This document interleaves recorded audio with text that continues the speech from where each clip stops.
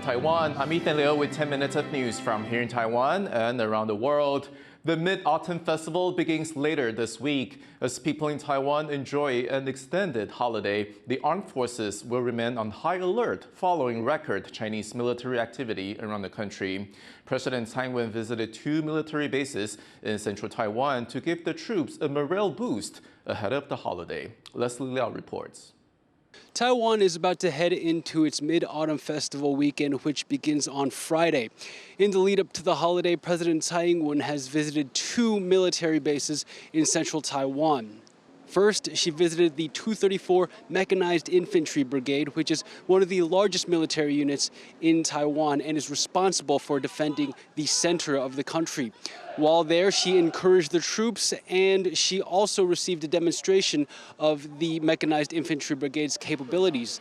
Now, the reason for President Tsai trip to visiting these military bases is to encourage the troops and raise their morale, because they need to stand guard all while Taiwan is going through a long weekend for the Mid-Autumn Festival holiday. And this comes against a backdrop of increased Chinese aggression. China claims Taiwan as part of its territory and has not ruled out using force to bring it under its control. So Taiwan's defensive network and its armed forces need to be at the ready, even if it's time for a holiday, to defend and fend off any threats to the country, and that includes China. Now, after the 234 Mechanized Infantry Brigade visited, President Tsai came to this base, which is an Army Special Forces dispatch here in central Taiwan as well. And while here, she got an introduction to the equipment and the techniques that these soldiers are learning and using. And not only that, but she also gave a speech encouraging the troops, as well as pointing out that the troops here in central Taiwan, they not only defend the country, but they help out with rescue efforts, just as we saw earlier in the summer when there were torrential rainstorms here in Taiwan devastating the area. These troops are some that were dispatched to help out with disaster relief efforts. And this is what President Tsai said to them earlier. 各位都是我们中部地区重要的战备部队。在刚刚的各项演练中，我也看到大家以高昂的士气展现了扎实的训练成效。 Now, as Taiwan goes into the Mid-Autumn Festival, troops like these over here are going to be responsible for defending the country and be on the country's lookout. So as they do, the rest of the Taiwanese people can rest easy knowing that Taiwan's best is staying at the ready to fend off all threats. Joseph Wu and Leslie Liao in Taichung for TaiwanPlus. 65 years ago, Taiwan's Air Force scored one of the world's first air-to-air missile victories during the second Taiwan Strait crisis. Edmund reports on the anniversary and what it reveals about U.S. military aid to Taiwan. A moment in history. Then Vice Chief of Staff for the U.S. Air Force General Curtis E. LeMay arrives in Taipei. His task? To congratulate the Republic of China Air Force in Taiwan for its victories during the second Strait crisis. The year was 1958, and Taiwan was locked in its last major military confrontation with China. Communist forces attacked Jinmen, the Taiwan-governed islands just kilometers from China's east coast. During the fighting, 4 Taiwanese F-86s from the 11th Fighter Group fired the first Sidewinder air-to-air missiles in real combat, taking down 4 Chinese warplanes. Just 5 years earlier, the ROC Air Force had no jets and no missiles. Yeah. And so most of the combat was between propeller aircraft that the ROC was flying, the F-47s, and these MiG-15s, which were just far superior. So that's basically the situation in the mid-50s, is that the ROC is using far inferior, very outdated World War II era equipment against the state-of-the-art MiG-15 out of the Korean War. The United States, fearing the further spread of communism, decided to step up its military assistance to the Republic of China on Taiwan. Washington gave Taipei state-of-the-art fighter jets like the T-33, F-84 and F-86. It also provided air-to-air missiles like the Sidewinder, a top-secret technology at the time.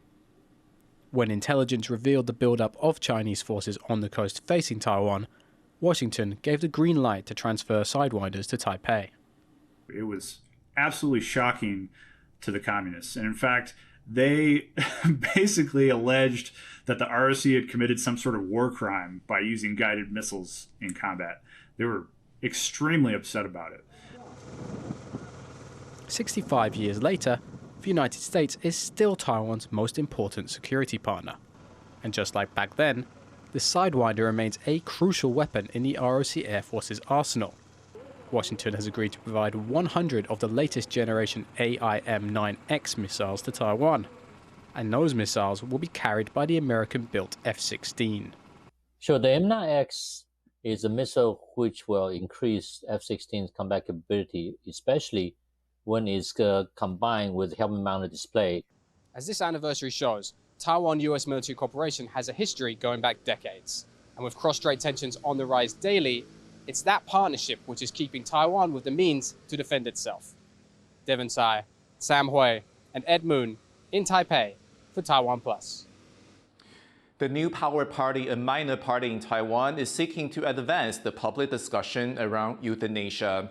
Assisted suicide is illegal in Taiwan, but the New Power Party believes being able to choose to end one's life is a human right. They hope experts and other politicians will back changes to the law to legalize euthanasia. It's a position some medical professionals agree with. 如果不合法化，社会一段时间就会看到的慈悲杀人、先生杀太太、太太杀先生、爸爸杀女儿、巴拉巴拉巴等等的跳楼、卧轨。我们希望这样的情形在我们社会不断的发生。 Former aides to Hsinchu Mayor Gao Hong'an have pled guilty in a corruption case stemming from her time as a lawmaker. Gao is accused of misappropriating over $14,000 in salary meant for her legislative aides. In the first hearing in her case, 3 of her former staffers admitted to helping Gao illegally apply for overtime and other payments. One other suspect is scheduled to appear in court in early October. Gao herself is not expected to appear until October 11th. Civil society groups in Taiwan have launched a Tenants alliance calling on renters to act collectively to clean up the country's shadowy rental market. Rick Lauer reports. Rents are rising in Taiwan. They've reached record highs for the last 25 months in a row, putting pressure on the country's millions of renters.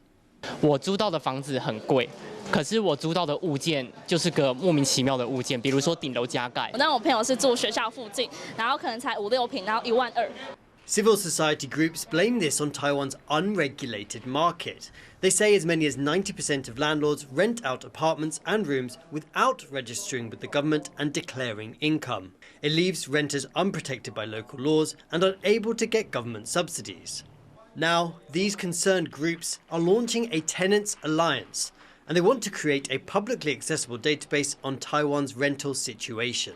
市场没有透明的话，政府推的再多的补助，那个都是治标不治本。 Taiwan's Interior Ministry has been prosecuting landlords for not following regulations and avoiding taxes, and claims the market is becoming more transparent. It also says it is doing what it can to bring down rents by building more social housing and boosting subsidies. But that's not enough as far as the Tenants Alliance is concerned. They want their new database to hold both the government and landlords to account and give more power to the country's renters. John Su and Rick Lauert for TaiwanPlus. A leading Taiwan think tank says the world economy faces a second round of inflation.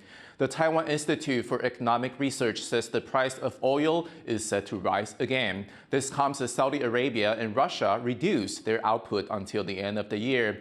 The institute says the U.S. Fed did not raise interest rates last week, but has signaled U.S. interest rates will remain high for some time. For Taiwan, the think tank says manufacturing showed encouraging signs in August, but demand for consumer electronics remains weak. It also says an underperforming stock market has weighed on finance-related companies.